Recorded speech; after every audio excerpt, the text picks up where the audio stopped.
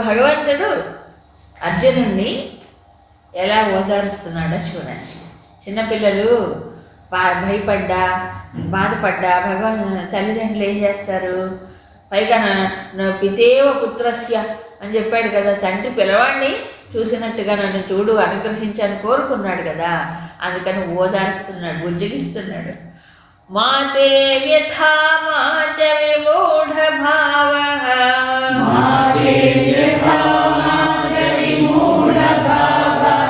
దృష్ట్వా రూపం ఘోరమీదృంమమేదం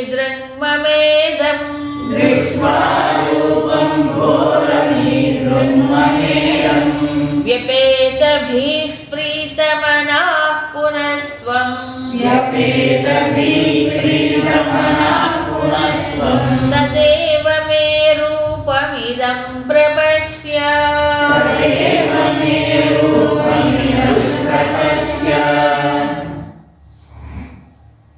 ఏమంటున్నారు? ఘోరం ఈదృంగం ఇదం రూపం, ఘోరమైనటువంటి ఈ రూపం అంటే ఏంటి? కాలస్వరూపుడుగా చూశాడు కదా, అంతటా తానే అయిపోయినటువంటి అనంతమైన కాంతి పుంజం ఇవన్నీ చూసాము. ఘోరమైనటువంటి ఈ రూపం ఏదైతే ఉందో దృష్ట్వా చూసి మా వ్యథాతే నీకు నువ్వు వ్యథ పొందొద్దు. మా విమూఢ భావ మాచ అంటే మూఢత్వాన్ని పొందకు. మూఢత్వం అంటే ఏంటి? అక్కడ ఒక రకమైన ఆందోళన, అది భయాందోళనలు అంటారే, భయము ఆందోళన వ్యథ బాధ కలిగింది. నువ్వు అలా భయపడకు. వ్యపేత భీహి తర్వాత భయం కూడా పొందొద్దు, బాధ పొందొద్దు. తర్వాత మూఢభావం ఏమవుతుందంటే భయం బాధ ఎక్కువైనప్పుడు బుద్ధి ఆగిపోతుంది. మూఢత్వం అంటే ఆ టైంలో బుద్ధి పనిచేయదు. స్టన్నెడ్ అంటారు చూడండి, స్తబ్దత వచ్చేస్తుంది, అది మూఢత్వం. ఇక్కడ విమూఢభావ. ప్రీతమనాహ పునః త్వం. ప్రీతమనాహ అంటే మళ్ళీ చక్కగా ప్రీతమనాహ ప్రీతి చెందు, సంతోషంగా ఉండు. ఎందుకు? మే తదేవ రూపం ఇదం ప్రపశ్య. ఆ రూపం ఏదైతే ఉందో, ఏ రూపం? అర్జునుడు కోరాడు కదా, శంఖచక్ర గదాధారి అయినటువంటి విష్ణు స్వరూపాన్ని, ఆ రూపాన్ని ఇదం ఇగో చూడు అంటే వెంటనే భగవంతుడు ఏం చేశాడు? ఆ రూపాన్ని అక్కడ కనిపింపజేసాడు. ఈయన అడిగాడుగా, నాకు ఆ రూపం చూపించమని. ఇదం ప్రపశ్య, చూడు చూడు అంటే ఏంటి? మాటలతో ఓదార్చాడు, తర్వాత దృశ్యాన్ని కూడా మర్చాడు. ఇప్పుడు ఈయన అడిగాడు కదా కాబట్టి కోరుకున్నాడు. నిజమే, అదే అర్జునుడు ఏది అడిగాడో ఆ రూపమే కనిపించిందా? ఎవరిలో? కృష్ణుడు. 4 భుజాలున్న రూపం అడిగాడు కృష్ణుడుగా, ఇంకా రాలే. ఆయనకు బహుశా ఆయన ఉపాసన అది కావచ్చు, విష్ణు స్వరూపాన్ని ఆయన ఉపాసన చేసి ఉంటాడు. ఎవరికైనా అంతే. ఇప్పుడు ఇంతకుముందు ఉన్న జ్ఞానాన్ని బట్టే ఉపాసన చేస్తారు ఎవరైనా, అవునా కాదు? ఉపాసన చేయాలంటే ఏ దేవతనైనా ఆ స్వరూపం ఏమిటో కొంత తెలిసి ఉండాలి, విని ఉండాలి, అప్పుడే చేస్తారు. ఏమి తెలియకపోతే ఏం ఉపాసన చేస్తారు? ఇప్పుడు గ్రీక్ గాడ్స్ ఉన్నారు, గ్రీక్ దేశంలో వాళ్ళు కూడా చేస్తారు. ఆ గ్రీక్ దేవతలు మీరు ఉపాసన చేయమని చేస్తారా? మనం ఇప్పుడు చేయలేము. మనకి వాళ్ళు ఎవరో తెలియదు, వాళ్ళే స్వరూపం ఏమిటో తెలియదు, ఏమీ తెలియదు. అందుకని ఇప్పుడు ఏంటంటే తనకు తెలిసినటువంటిది, విన్నది, పెద్దల ద్వారా తెలుసుకున్నదే, ఇది అనాదిగా అన్ని పురాణాలు వాటిలో వస్తున్నదే. కాబట్టి విష్ణు స్వరూపం ఈయనకి బాగా ఫెమిలియర్, అంటే మనసుకి బాగా, బుద్ధికి చాలా దగ్గరగా ఉన్నటువంటి ఇష్టస్వరూపం. ఇష్టదైవం అంటారు కదా, ఆ రకంగా. సరే, కాబట్టి ఆ రూపమే చూడవయ్యా. ఇప్పుడు ఈ రూపం ఏంటి? ఇందాక చూసింది మొత్తం విశ్వానికి, సమస్త నామరూపాలకి ఆధారమైనటువంటిది ఒకటే అనేది అర్థమైంది. ఒక విష్ణు రూపాన్ని ఉపాసన చేసినంతకాలం అర్థం కాలేదు. అర్థమైందా? కాలేదు. ఇప్పుడు అర్థమైంది. సో ఈ మొత్తం విశ్వమంతా ఆయనలోనే ఉంది. విశ్వంలో ఆయన ఉండటం కాదు, విశ్వమే ఆయనలో ఒక చిన్న అంశగా ఉన్నది. ఈ విశ్వంలో ఉన్న సమస్తము ఆయనలో చిన్న చిన్న అంశములే. సో సృష్టి స్థితి లయములన్నీ ఆయనలో, కాలస్వరూపుడైన ఆయనలో అలా ప్రవాహం వెళ్ళిపోతూ ఉన్నాయి. సమస్త జీవుళ్ళు కాలస్వరూపుడైన ఆయనలో కలిసిపోతూనే ఉన్నారు. ఇది వేరుగా ఒక విష్ణు రూపాన్ని ఉపాసించినప్పుడు ఇది రాదుగా, ఈ భావన రాదు, ఈ అనుభవము రాదు. అందుకని దీనివల్ల అతని జ్ఞానం పెరిగింది. కాకపోతే దాన్ని తట్టుకోలేకపోయాడు, అంతే. తట్టుకోలేక భయపడ్డాడు కాలపురుషుడు యొక్క స్వరూపంగా. సో ఇప్పుడు అర్థమైంది. సో ఇంతమంది జీవుళ్ళు, కౌరవులేంటి, పాండవులేంటి, ఋషులేంటి, దేవతలేంటి, అందరూ కూడా ఆయనలో చిన్న చిన్న అంశాలు, అంతేగా. అప్పుడు ఆ జ్ఞానం కలిగిన తర్వాత ఏమైపోయింది? ఇప్పుడు ఆ భక్తి పెరిగిందా తగ్గిందా? కేవలం విష్ణు స్వరూపాన్ని ఉపాసన అంత భక్తి కలగలేదు. ఇప్పుడు సర్వము తానే అయినటువంటి పరమాత్మ ఈ స్వరూపం ఇది అని తెలిసినది ఇంకా ఇంకా ఇంకా భక్తి స్థిరమైంది, పెరిగి. సో జ్ఞానం వల్ల ఏమవుతుంది? దృఢమవుతుంది. అసలు స్వరూపం ఇది అని తెలిసిన తర్వాత దృఢమవుతుంది. సరే, ఇంతవరకు జరిగింది యుద్ధరంగంలో. జరిగిన దాన్ని మళ్ళీ అక్కడ ఏం జరిగిందో, వీళ్ళిద్దరి సంవాదం కాదు కదా. అర్జునుడు ఎలా స్పందించాడు, భగవంతుడు ఏం చేశాడు అని దాన్ని మళ్ళీ ఎవరు చెప్పాలి? మధ్యలో ఆయన ఉన్నారు, మౌత్ పీస్ సంజయుడు ఉన్నాడు, ఆయన చెప్పాలి. సంజయ ఉవాచ ఇత్యర్జునం వాసుదేవస్తథోక్త్వా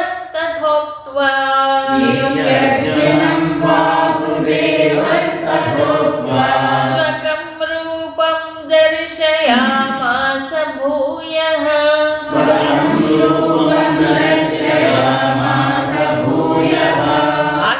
ఆశ్వాసయామాస చ భీతవేనం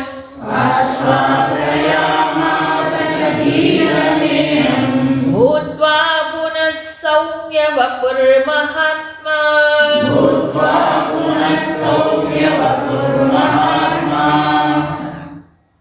ఇది అర్జునం వాసుదేవః స్వకం రూపం దర్శయామాస భూయః తథేన ఉక్త్వా తథా ఉక్త్వా అంటే ఏంటి? సరే అని చెప్పి ఈయన అడిగాడుగా, స్వామి నాకు ఆ రూపం కావాలన్నాడు కదా, ఇదిగో ఇదిగో చూడు అని సరే అని ఒప్పుకుని అంగీకరించి వాసుదేవుడు ఏం చేశాడు? స్వకం రూపం దర్శయామాస భూయ. ఇందాక చతుర్భుజ రూపాన్ని చూపించాడు, సంతోషపడ్డాడు. ఇప్పుడు స్వకం రూపం, ఇప్పుడు కృష్ణుడిగా అవతరించాడుగా, రెండు భుజాలే ఉన్నాయి ఇక్కడ కృష్ణ రూపంలో. వసుదేవ గృహే జాతం రూపం, వసుదేవుడి ఇంట్లో పుట్టినటువంటి రూపం. ఆ రూపం అంటే ద్విభుజములోనే, రెండు భుజాలు కలిగినటువంటి మానవ రూపంలోనే మళ్ళీ ఆయన కనిపించాడు. అది స్వకం రూపం, మానవ రూపం. మరి చతుర్భుజ విష్ణు రూపం వేరు కదా, అది వైకుంఠవాసి యొక్క రూపం. ఇక్కడ ఎదురుగా ఉండే కృష్ణుడు రూపం అని చేసి చూపించి తర్వాత ఏనం భీతము, భయపడ్డటువంటి అర్జునుడిని ఆశ్వాసయామాస అంటే ఆయన బాగా సముదాయించి బుజ్జగించి సౌమ్య వపుర్ మహాత్మా పునః భూత్వ, సౌమ్య రూపుడయ్యాడు. అంటే కృష్ణుడి రూపం, కృష్ణుడి రూపం చాలా సౌమ్యంగా ఉంటుంది. అందుకని అత్యంత సౌమ్యమైనటువంటి వపు ఆ దేహముని, ఆ దేహములో ఆ రూపములో ఆయన మళ్ళీ అయ్యాడు, కనిపించాడు ఆయన. అది ఏ రూపం? కృష్ణుడు. కృష్ణుడు అంటే చాలా ఫెమిలియర్, ఎప్పుడు దగ్గరగా ఉండి బాగా చూసిన రూపం కానీ భయం ఉండదు, పూర్తిగా ఓహో నావాడు అనిపిస్తుంది అన్నమాట.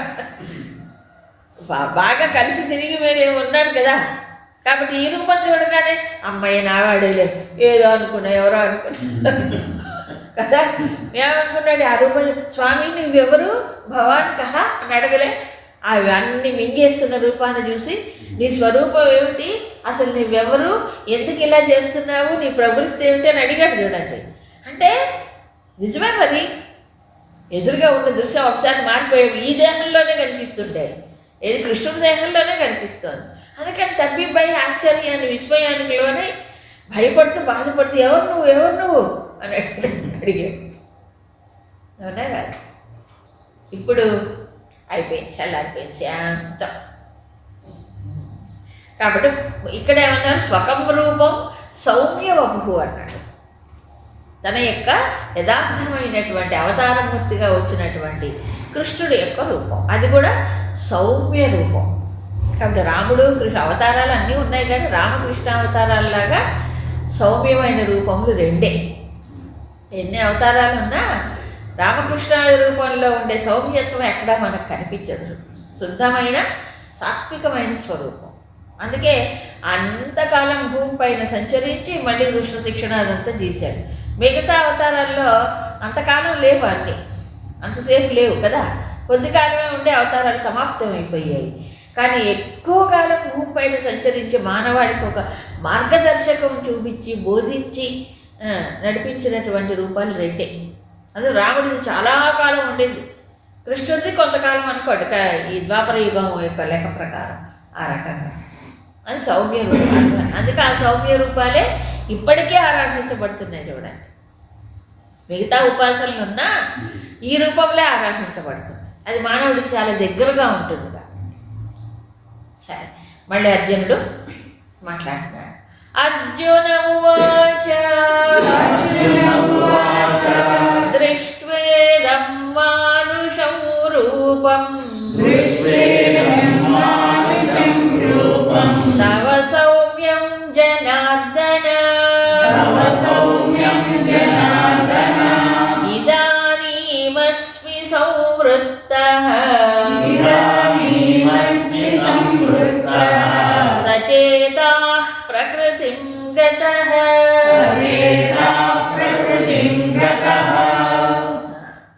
ఇప్పుడు అర్జునుడికి ఇంకా హాయిగా ఉంది, నావాడు కృష్ణుడు కదా ఇప్పుడు. అందుకని ఇదం మానుషం రూపం దృష్ట్వా, స్వామి నీ యొక్క ఈ మానవ రూపాన్ని చూసి, తవ సౌమ్యం మానుషం రూపం, సౌమ్యమైన మానవ రూపాన్ని చూసి ఏమవుతుంది, ఏమైంది, ఇదానీమస్మి సంవృత్త. ఇప్పటిదాకా ఏమయ్యాడు, నిశ్చమైపోయాడు. ఇప్పుడు తిరిగి మళ్ళీ నేను కోలుకున్నాను, నా పూర్వస్థితికి నేను వచ్చాను. సచేతాః ప్రకృతిం గతః, నా యొక్క మనస్సు ఏమైంది, పూర్వస్థితికి ఉంది, పూర్వస్థితిలోకి వచ్చేసింది. ఇప్పుడు ఇందాకటి దాకా భయంతో బాధతో ఆందోళనతో ఉండిపోయి, ఇప్పుడు సచేతాః ప్రకృతిం గతః, మనస్సు మామూలు స్థితికి వచ్చేసింది. నేను కోలుకున్న భయము బాధ అన్నీ కూడాను పోయాయి. నిజమే. అందుకే అంటారు, ఇప్పుడు చూడండి ఈ 3 సీన్లో 4, ఒకటి విశ్వమంతా తనలో ఉన్న రూపం, తర్వాత కాళపురుషుడు రూపం, అవునా కాదా, ఆ తర్వాత విష్ణు రూపం, ఇప్పుడు మానవ రూపం. అర్జునుడిలో ప్రతిస్పందనలు ఎంత బారిపోయినాయి. ఎవరికైనా ఇంతే, ఎవరికైనా ఇంతే. అంటే ఏ రూపాన్ని చూస్తామో ఆ రూపాన్ని బట్టి మనసు ఏమైపోయింది, తదాకారాన్ని సంతరించుకుంటుంది, ఆ భావాలు కలుగుతాయి. దృశ్యాన్ని దృశ్యంగా వేరుగా చూడడం కాదు కదా, దృశ్యంతో తాదాత్మ్యం చెందుతాడు కదా మనిషి. మనస్సుకి దృశ్యానికి ఏమిటి సంబంధం చెప్పండి. దృశ్యం చూసినప్పుడు మనసు ఏమైంది, అదే ఆకారాన్ని వచ్చింది, తాత్కాలికంగా ఆకారం, దృశ్యం మార్గాన్ని మళ్ళీ ఆకారం. సో ప్రతిసారి దృశ్యాలు మారుతూ ఉన్నప్పుడు మనసు ఏమైంది, ఆయా రూపములు మనస్సు తాత్కాలికంగా సంతరించుకుంటుంది. ఇదో సినిమా రన్నింగ్, అవునా, సినిమా రీల్ తిరిగినట్టే బయట రీల్ కాదు, లోపల రీల్ తిరుగుతారు. అందుకు చెప్పాను. సో దృశ్యాన్ని సాక్షిగా చూడటం వేరు, బట్ ఇక్కడ అది కాదు, ఎమోషనల్ మైండ్ ఇది, అవునా కాదా. అందుకని చూస్తున్నాడు, అడిగాడు, కోరుకున్నాడు, చూశాడు, ఇప్పుడు మళ్ళీ అడిగాడు, మళ్ళీ ఆ రూపాన్ని చూశాడు. సో ఎవరికైనా సైకాలజీ ఒకటే, ఎవరి విషయంలోనైనా మనస్సు ఏమిటి, ప్రపంచం. సో ప్రపంచంలో ఏది వింటాడో, ఏది చూస్తాడో, ఏది చేస్తాడో తదనుగుణంగా మనస్సు స్పందిస్తుంది. ఎప్పుడు దీనితో సంపర్కం సంబంధం ఉన్నంతసేపు. సంబంధం సంపర్కం లేకుండా ఎలా ఉంటుంది, దానికి డిటాచ్ అయ్యేంత వరకు. డిటాచ్ అవ్వడం అంటే ఏంటి, ఇటు ఉపాధులు అటు దృశ్యాలు. అది వేదాంత స్థాయిలో తత్వం అర్థమైన వాడు ఏం చేస్తాడు, ఎప్పుడు డిటాచ్ అవుతూ ఉంటాడు వాటి నుండి. ఇదేగా వేదాంతం చెప్పే. దృగ్దృశ్యౌద్యౌ పదార్థౌ సహ పరస్పర విలక్షణం దృగ్బ్రహ్మ దృశ్యం మాయేది ఇది వేదాంతడిండిమ. అది అర్థమయ్యేదాకా. అవునా? ఇది దృక్కు, ఇదంతా దృశ్యం. సో ఇదంతా దృశ్యం అంటే బయట ఉన్న దృశ్యమే, మనసులోకి వచ్చేది కూడా దృశ్యమే. తాను వేరు. ఇది వేరయ్యే వరకు ఇది తప్పదు. ఈ పతంజలి యోగ సూత్రంలో కూడా చెప్పాడు. ఏమిటి, చిత్తవృత్తులన్నీ ఆగిపోయిన తర్వాత ఆత్మ ఏమిటో తెలుస్తుంది. అప్పటిదాకా ఏం జరుగుతుంది, వృత్తి తాదాత్మ్యం అంటాడు. అంటే మనసులో ఏ వృత్తి కలిగిందో దృశ్యంలో ఆ వృత్తితో తాదాత్మ్యం చెందుతుంది. ఎవరు? వృత్తి సారూప్యం. అక్కడ సారూప్యం అనే పదం వాడాడు. సారూప్యం అంటే ఆ రూపమే గ్రహించుకుంటుంది. ఎవరు? మనస్సు. సారూప్యం. అలాగా నిరూపణ అయింది కదా. ఎవరికి వాళ్ళకి అనుభవం చూస్తే అదే ఉంటుంది. అందుకని సౌమ్య రూపాన్ని చూసినప్పుడు మళ్ళీ కోలుకున్నాడు, యథార్థ స్థితికి వచ్చాడు. మళ్ళీ భగవంతుడు ఏమంటున్నాడో చూడండి. శ్రీ భగవానువాచ సుదుర్దర్శమిదం రూపం దృష్టవానసి యన్మమ దేవా అప్యస్య రూపస్య నిత్యం దర్శనకాంక్షిణః నాహం వేదైర్న తపసా న దానేన న చేజ్యయా శక్య ఏవం విధో ద్రష్టుం దృష్టవానసి మాం యథా.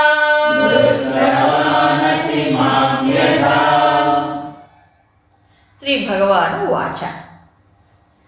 ఏమంటున్నాడు ఇప్పుడు భగవంతుడు? ఇదం సుదుర్దర్శం రూపం మమ దృష్టవాన్ అసి. అంటే ఈ నా యొక్క సుదుర్దర్శం రూపం అంటే చూడటానికి కష్టతరం, ఎవరు చూడలేనటువంటి, ఎవరికి లభ్యము కానటువంటి సుదుర్దర్శం. దుర్నిరీక్షం అన్నాడు ఇందాక. దుర్దర్శం అంటే ఎవరికి చూడటానికి సాధ్యము కానటువంటి దర్శనం. ఇలాంటి దర్శనం ఎవరికి దొరకదు. అలాంటిది నీవు ఏం చేసావు? దృష్టవాన్ అసి, నువ్వు చూసావు. అంటే నువ్వు చాలా చాలా రేర్ కాదు, అసలు ఎవడు లేడు. త్వదన్యేన అన్న, నీకంటే అన్యమైన వాడు ఎవడు లేడు. ఆఖరికి దేవాహాపి అస్య రూపం నిత్యం దర్శనకాంక్షిణః. దేవతలు కూడాను ఈ రూపాన్ని నిత్యం వాడు ఎప్పుడు ఈ చూడాలని కాంక్షిస్తూ ఉంటారట దేవతలు. వాళ్ళకి దొరకలేదు కదా. దేవతలకు ఎందుకు దొరుకుతుందండి? వాళ్ళ భోగభూమిలో ఉంటే. భోగభూమిలో ఉండేవాడికి, భోగాలు అనుభవిస్తూ ఉండేవాడికి నారాయణ రూపం కూడా దక్కదు. ఎందుకంటే వైకుంఠంలో నాటెలవుడు. వైకుంఠ ద్వారం దగ్గరే ఉంటారు దేవతలు. వెళ్ళి వేడుకోవాలనుకున్నా వైకుంఠం లోపలికి వెళ్ళలేరు దేవతలు ఎవరు. బయట నిలబడి వేడుకోవాల్సిందే. మీరు చూడండి పురాణ కథలు కావాలంటే. సనక సన్నంతలాగా అయితే వెళ్తారు కానీ లోపలికి వీళ్ళు వెళ్ళలేరు దేవతలు. వాళ్ళకి ఆ యోగ్యత లేదు. అవునా? కాకపోతే దేవతలు కూడా చూడాలని అనుకుంటారు. ఏ రూపం? విశ్వరూపం. నిత్యం దర్శనకాంక్షణ చూడాలనుకుంటారు. వాళ్ళకు కూడా ఇది సుదుర్దర్శం. నీకే ఇది లభించింది. అవునా? కాబట్టి నువ్వు ఎంత అదృష్టవంతుడో చూసుకో. అవునా కాదా? అంటే ఏమిటి? నీ పైన ప్రేమ చేత నీవు నిమిత్త మాత్రంగా చేసుకోవాలని నీకు చూపించానని చెప్పడం ఇంకా స్పష్టంగా. అంతే కదా? ఇంకా ఏం చెప్తారు? అహం వేదైః తపసా దానేన ఇజ్జయ. ఇంతకుముందు చెప్పాడు ఇదే విషయాన్ని చెప్పలేదు ఇంతకుముందు. నాహం వేదైన తపస, వీటి వల్ల ఈ రూపాన్ని ఎవరు చూడలేరు. మళ్ళీ అదే రిపీట్ చేస్తున్నాడు.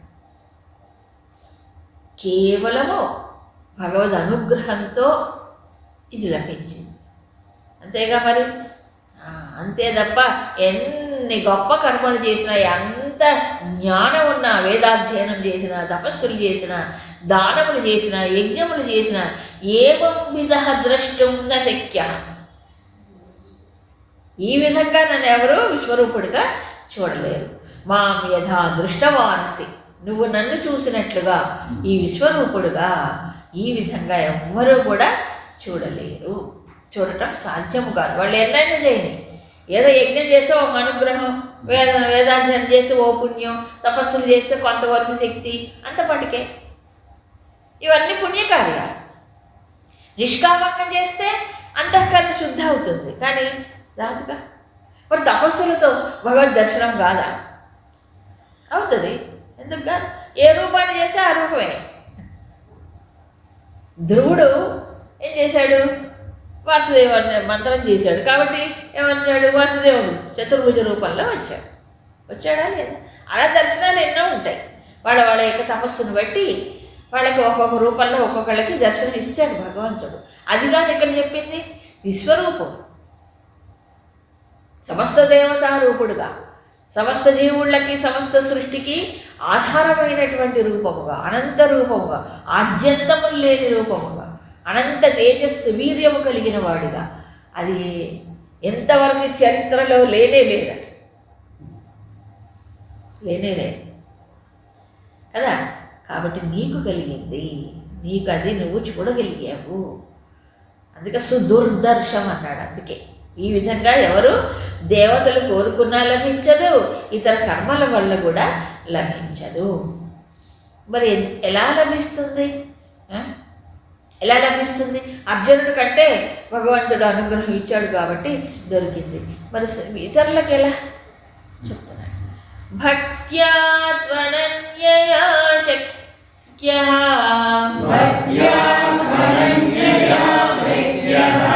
అహమేవం విధోర్జున, జ్ఞాతుం ద్రష్టుం చ తత్వేన,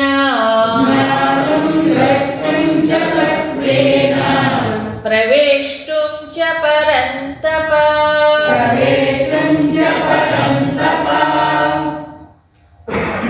ఈ సామాన్యులకి ఒక సందేశం. అర్జునుడు అంటే రేర్ పర్సన్, చూజన్ పర్సన్, అంటే భగవంతుడి చేత ఎంపిక చేయబడ్డాడు కాబట్టి వచ్చింది. మరి మిగతా వాళ్ళకి చెప్తారు. ఏవం విధ, ఈ విధంగా, ఏ విధంగా? విశ్వరూపుడుగా, విశ్వమును తనలో నిలుపుకున్న రూపం. అర్జున, అనన్యయా భక్త్యా శక్య, అంటే అనన్యమైన భక్తితో ఈ నా రూపము తెలుసుకోబడుతుంది. ఏ రూపం? విశ్వరూపం. అనన్య భక్తితో. ఇది విశ్వాత్మ భావన అంటారు. సర్వాత్మ భావన, విశ్వాత్మ భావన. ఇప్పుడు ఎవరైనా ఈ పరమాత్మ ఎవరు? సర్వము తానే అయినవాడు, సర్వులలోనూ ఉన్నవాడు, అంతేగాని సర్వమునకు ఆధారమైనవాడు, విశ్వానికి అంతటికి. అందుకని ఈ విధంగా తెలుసుకోవడం అనేది ఎట్లా సాధ్యమవుతుంది? అనన్యమైన భక్తి చేత. భక్తి చేత జ్ఞాతం ద్రష్టం తత్వేన ప్రవేష్టం శక్య. అంటే అనన్య భక్తి చేత జ్ఞాతం అంటే తెలుసుకోవడానికి, ద్రష్టం చూడటానికి, బుద్ధితో దర్శించడానికి, చ ప్రవేష్టం తత్వేన అంటే యథార్థముగా దీంట్లో ప్రవేశించడానికి సాధ్యమవుతుంది. 3 లెవెల్స్ చెప్పాడు, 3 స్థాయిలు. దేంట్లో? సాధనలు. ఏమిటి? అనన్య భక్తితో సాధన చేస్తున్నాడు. అనన్య భక్తి అంటే అనన్యాశ్చింతయంతో మాం ఏదైనా పర్యుపాసతే చెప్పాడు. రిత్యాభియుక్తానం, అదంతా అనన్య చింతన, అనన్య భక్తి. అలా చేస్తున్నప్పుడు ఇంతకుముందు 9వ అధ్యాయంలో కూడా భగవంతుడి యొక్క అసలు స్వరూపం కంటే అన్య దేవతలు ఉపాసించిన వాళ్ళు ఏమవుతున్నారు, కొంత ఫలితం పొందుతాడు, తత్వేన చ్యవంతి, తత్వము నుంచి కింద పడతారు వాళ్ళు, అవునా కాదా? అదంతా చెప్పాడు. ఒక్కొక్క రూపాన్ని చేస్తుంటే వాళ్ళు ఏమవుతారు, వాళ్ళు నన్నే చేస్తున్న వాళ్ళు అవిధిపూర్వకం యజంతి, ఇవన్నీ చెప్పాడు. సో నన్ను నన్ను నన్ను చేసిన వాళ్ళు నన్నే పొందుతారంటే ఏ నన్ను? ఇప్పుడు అక్కడ చెప్పిన నన్ను ఏ నన్ను? ఏ నేను? విశ్వానికి అధిష్టానమైనటువంటి స్వరూపం, ఈ లోకానికి ఆధారమైన వాడు, లోకము తనలో నుంచుకున్నవాడు, సర్వరూపములకి అంతర్యామిగా ఉన్నవాడు, ఆ స్వరూపంగా. కాబట్టి కృష్ణుడు భగవద్గీతలో ఎక్కడైనా అహం మా మయి అన్నప్పుడల్లా ఇదే గుర్తు తెచ్చుకోవాలి, అంతేగా చిన్న రూపం కాదని. ఇక్కడ విశ్వరూపంగా విశ్వానికి ఆధారం. విశ్వరూపం అర్జునుడికి కావాల్సింది కాబట్టి అది కనిపించింది అంతే.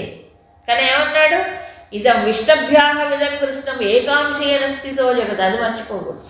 ఈ మొత్తం విశ్వాన్ని ఒక్క చిన్న అంశతో నేను ధరిస్తున్నాను. విశ్వమే అంశ అయితే ఆయన ఎవరు? విశ్వాతీతం, విశ్వానికి అతీతమైన ఆ వ్యాపకత్వం ఎంత అని ఎవరికి తెలియదు, ఆ శక్తి అంతా ఎవరికి తెలియదు. అర్థం అనంతం, ఆది మధ్యాంతరహితం అని చెప్పలే, అది అలాంటి ఒక స్వరూపాన్ని మరి ఎవరికి సాధ్యమవుతుంది? అనన్యభక్తి అంటే నిరంతరం ఉండాలి. ఏమిటది? ఇక్కడ గురుదేవులు చాలా చక్కగా చెప్పారు. జ్ఞాతం, ద్రష్టం, ప్రవేశం ఉంటాయి. జ్ఞాతం అంటే తెలుసుకోవడం. దేంతో తెలుసుకుంటాడు? బుద్ధితో. అంటే శాస్త్రమును శ్రవణం చేయటం ద్వారా, అధ్యయనం ద్వారా ముందు తెలుసుకుంటాడు. అక్కడి నుంచి మొదలైంది సాధన. జ్ఞాతం బుద్ధితో తెలుసుకుంటాడు. తర్వాత ద్రష్టం. ద్రష్టం అంటే కళ్ళతో చూడడం కాదు. ఇప్పుడు అర్జునుడు కళ్ళతో చూశాడా? కాదు, కళ్ళు అసలు కనిపించవు, అవునా? మరి ఏమిటి ఇక్కడ? బుద్ధితో. అంటే సూక్ష్మమైనటువంటి గ్రహణ శక్తితో, సుసూక్ష్మమైన బుద్ధితో, వ్యాపకమైన బుద్ధితో. బుద్ధి కూడా వ్యాపించాలి అంటే విశాలం అవ్వాలి. ఎప్పుడు అవుతుంది?